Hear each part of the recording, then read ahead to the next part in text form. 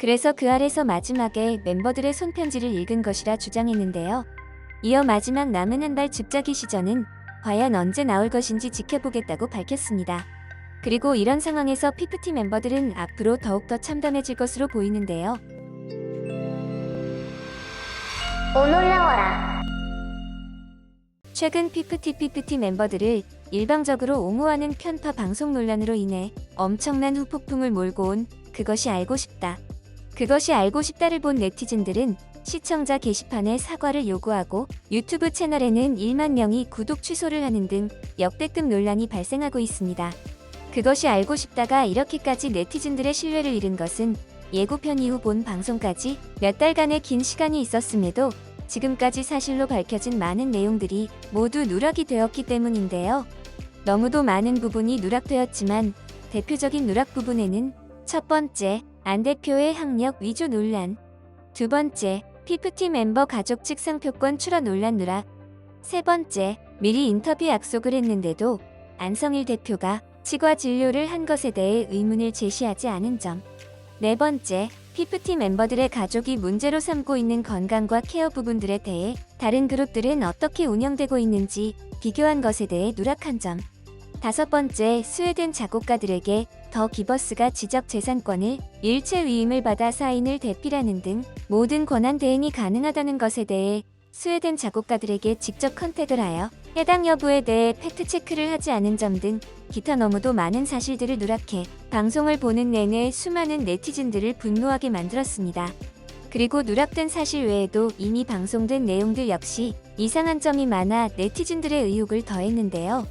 그 아래 내용 중 이름 모를 제보자, 이름 모를 팬들의 주장이 전부 다 다른 갤러리에서 주기적으로 올라오던 글이라는 점과 아무도 언급을 안 하던 국민 아빠, 국민 대표를 발언해 감정적으로 호소한 것, 그리고 사실관계를 떠나 부모님 입장에서 아이들에게 가혹하게 여겨졌던 일들과 무리한 다이어트 요구, 반찬을 내던지고 쓰레기통에 직접 버리라고 한 일들은 전홍준 대표의 지시가 아닌 더기버스의 직원 백진실이 한 것으로 밝혀지게 되었음에도 편파 보도를 한 점이 문제가 되었습니다. 하지만 이렇게 아쉬운 방송임에도 그것이 알고 싶다 방송 직후 네티즌들은 자신들이 가지고 있던 궁금증이 하나씩 풀리게 된 긍정적인 면도 있다고 밝혔는데요. 그 궁금증은 바로 피프티 멤버들에게 전홍준 대표가 그동안 제발 돌아와 대화로 풀자며 인간적으로 호소를 했음에도 어떠한 대응과 반응도 없이 잠적을 했냐는 점입니다. 이에 대해 한 네티즌은 갤러리에 자신의 의견을 남겨 큰 공감을 받기도 했는데요. 글을 쓴 네티즌에 따르면 원래 연예인들은 어떠한 사건이나 일이 터지면 옳고 틀리고를 떠나서 본인들이 속상하고 답답해하는 부분에 대해 먼저 나서서 기자회견을 했었다고 주장했습니다. 이 네티즌은 특히 예전 한예슬 사건을 예로 들기도 했는데요. 한예슬이 예전에 네티즌들로부터 연기에 대해 열정이 없다고 비방을 들었을 때 너무 억울한 나머지 댓글을 통해 자신의 의견을 밝힌 적이 있다고 한 것이었죠. 한예슬은 자신의 SNS를 통해 XXC의 글 여러분 충분히 봤습니다. 하지만 이런 식의 비방은 참을 수가 없네요. 제가 연기에 대한 열정이 없다니요. 제가 인기만 따진다니요. 그리고 제 홈피에서 팬들에게 전하는 글이 어째서 잘못된 것이며 속사정도 전혀 모르면서 끊임없이 집요하게 비판만 하시네요. 정말 어떤 분인지 한번 뵙고 싶네요. 저를 만나주시겠어요? 라며 현재 억울하다고 주장하는 피프티 멤버들과는 정반대로 한예슬은 먼저 나서서 자신의 억울함을 풀려고 했다고 말했는데요.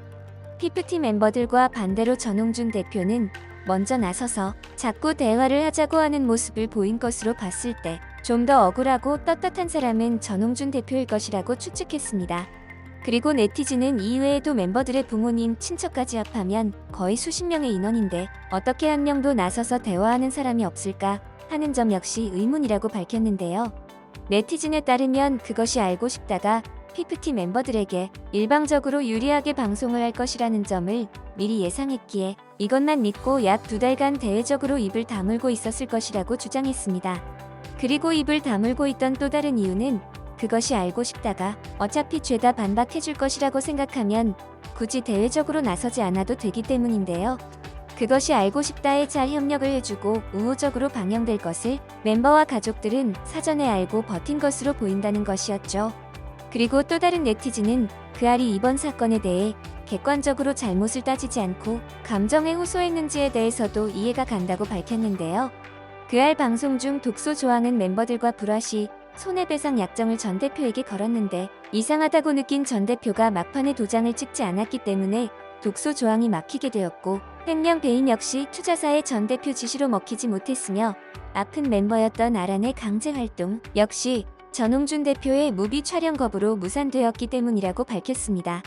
그리고 강제 다이어트 주장 역시 멤버 중 아란이 전혀 다이어트를 하지 않았던 모습들이 짧은 활동 기간 중임에도 여러 장 포착되어 신빙성을 잃게 되었는데요. 그렇다면 이제 대중들에게 호소할 수 있는 방법은 울며 감정에 호소하는 방법밖에 없기 때문입니다. 그래서 그 아래서 마지막에 멤버들의 손편지를 읽은 것이라 주장했는데요. 이어 마지막 남은 한 발 줍자기 시전은 과연 언제 나올 것인지 지켜보겠다고 밝혔습니다. 이를 본 네티즌들은 진짜 얼굴 까고 나와서 줍자기 하나밖에 안 남았네. 타이밍상 가처분 신청 결과 나온 후로 본다.